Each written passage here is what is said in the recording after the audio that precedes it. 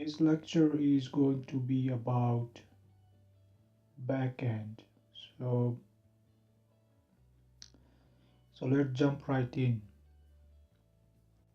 We are going to learn, for example, what is a backend and when do you need a backend. Then we are going to go a bit deeper into the backend and learn about what parts do you need to make a backend. Later on, we will also discuss where do you put your backend, where do you host it, and what kind of options are out there. Later on, I'm gonna go into a bit detail about these two ways of implementing a backend. You can implement a backend as a monolith or as a collection of microservices.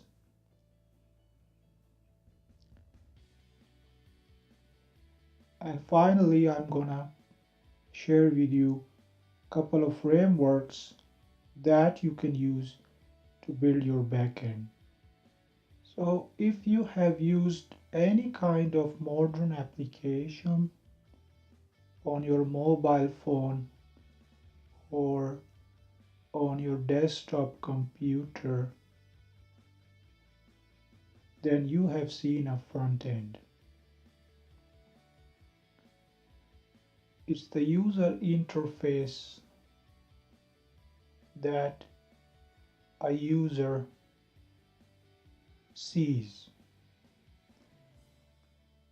But the backend is usually not visible to the user. It's somewhere in on the internet, and by that I mean there is some computer, physical or virtual, connected to the internet, and that is kind of providing the backend part. We are gonna see in the upcoming slides what the backend does and why. Why do we need a backend? Why can't everything be here? Why do we need to divide our application into these two different components? The question that why do we need a backend depends on many factors, but also remember that you don't necessarily need a backend. The old argument for constructing a backend is that in the old days, computing and storage capacity of mobile devices were pretty limited, and therefore people used to make a backend to do the heavy lifting. By heavy lifting, I mean the backend would do the computationally intensive work while the front end would handle the less computationally intensive parts. Similarly, you get a huge storage at the back end. Today, of course, our computing devices are much powerful than they used to be, but we can still say that the storage is very limited. You can't store your images, all your images, on your device. And the problem with the computing is that the more our devices become powerful, we want more than that. What that means is the software we make they demand more and more computing power, and we end up in a similar situation as before. However, there are some applications where by nature they need a backend. For example, your email service. It can't be just the front end, it needs a server. Your communication apps like WhatsApp, it needs a backend where the messages can go and then distribute it to the recipients. Similarly, social games where people come together and interact with each other, you do need a backend here. And other examples are social network, Facebook, Twitter. So some application do need a backend. It's the way their needs are designed, they require a backend. So you should ask yourself these questions like, do you need a backend? If you are designing an online service, then definitely you need a backend. And there are these terms like software. Software has a service, platform has a service. You can look those up and learn about them. They definitely need this front end, back end architecture. Or if that's not the case, then of course there are these forces like you need a large data storage or you need a high computing power, as I shared with you earlier. And if you want to collect some data about your users, then of course this all needs a backend which can collect the data. In the backend, you can host your static contents, you can host your API, and you can host a database or all of them together. In the static content, of course, you have your HTML files, your CSS files, your JavaScript files, your images, and these can collectively make your front end. Or there could be some other static content that you want the world to access. In addition to that, you could host an API in your backend, which is an application programming interface. It accepts requests and responds to them. So the front end could ask for something from the API and it gets back with some response. The API could also be accessing a database and doing some processing over the data and returning that back. But there could be a backend which is just hosting a database with a very light interface from which people can access the data. There are many open data APIs out there. Once you have your static contents, your API, your database figured out, well, you need a web server. And a web server basically serve your content to the world. There are these different examples, for example, HTTP server, Nginx, Apache, Tomcat. You can choose from these. But these servers can only serve your static content.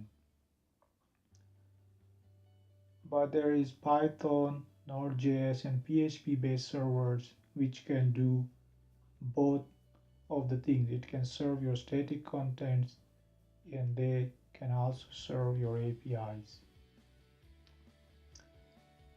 And your web server is running on a physical machine or a virtual machine, which is basically a software that mimics a machine, a physical machine. And then there are containers which are very famous nowadays.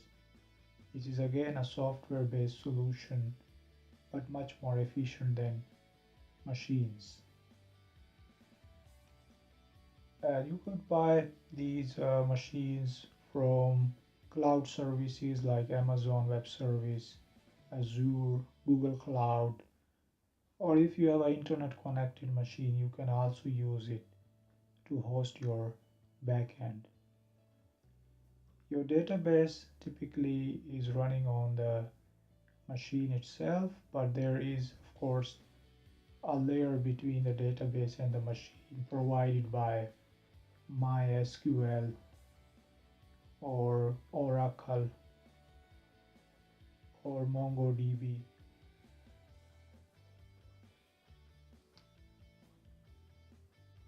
So this is your backend, how it looks like once it is deployed in the cloud. You need a web server, you need a physical or virtual machine or container. So in this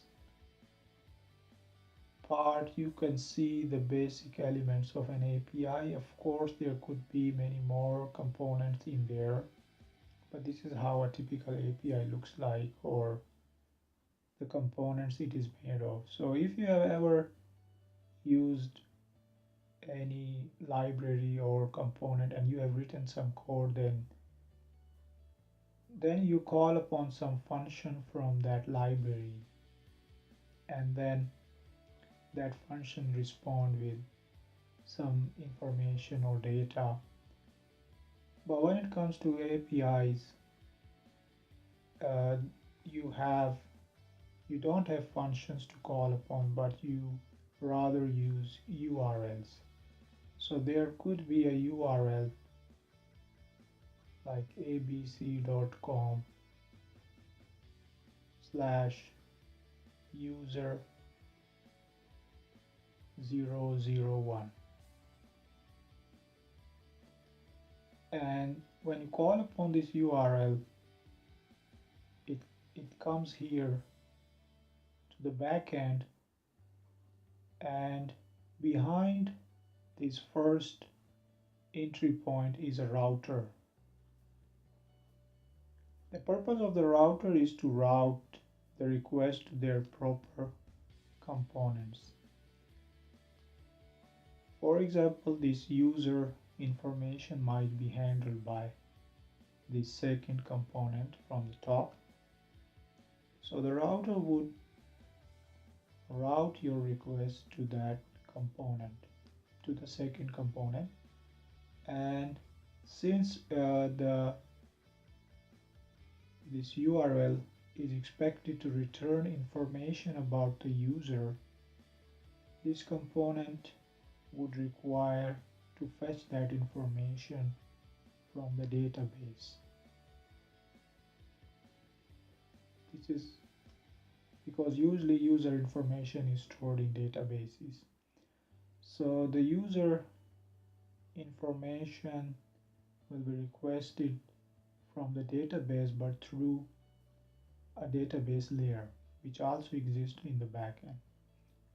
And that database layer then go to the database and fetch the information and return it back to you.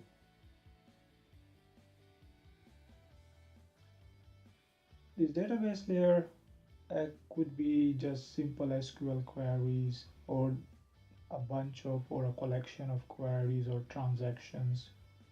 You can look up transaction and procedures, or it could be an ORM.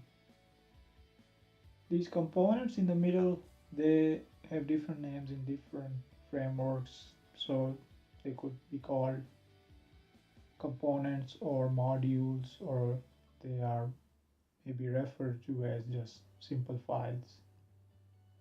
So far what you have seen was an example of a monolithical backend where your whole backend is clumped together into one giant backend. But nowadays in the industry, this microservices based backend is really famous. And It is famous because of many advantages that you could get by this kind of architecture. So instead of making one giant backend, you divide your backend into smaller APIs, and then these APIs can also ask each other for services. Similarly, these APIs can be accessed by your front end, or if you have some other backend for some other product that could also use these microservices. There are plenty of benefits, for example, as you have already noticed, that you can build these microservices individually, test them, update them. So your whole backend does not need to go down when you are updating any one of these microservices. In this way, you can localize many problems. And of course, it's very good from architecture point of view that you get high cohesiveness, which means one microservice is doing just one thing and it is very good at doing that. And its reusability, as I mentioned, like you can reuse these microservices with many more products. And but there is a compromise on the efficiency part. You should remember that when these components were all together, the communication was a bit efficient. It took a bit less time compared to when you break it into these small microservices, but the compromise is not that significant that it can easily be ignored. But of course, it depends on your application. If efficiency is the major concern, then maybe these microservices based architecture is not for you. And from development point of view, you have this benefit that if one guy knows